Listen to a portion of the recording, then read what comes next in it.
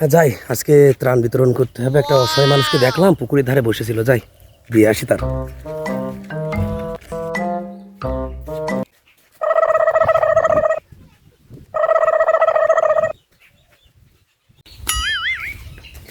ভাইয়া, কেমন আছো তুমি? হ্যাঁ ভালো। ভালো? কতটা ভালো? তোমার তো দেখে তো মনে হচ্ছে না ভালো। তোমার তো অনেক অসহায় মানুষ তুমি, আমি তোমাকে অনেকদিন ধরে দেখছি। ভালো আছে, আমি অনেক ভালো। হ্যাঁ, এটা তোমার জন্য ভাইয়া, এটা তোমাকে দিলাম।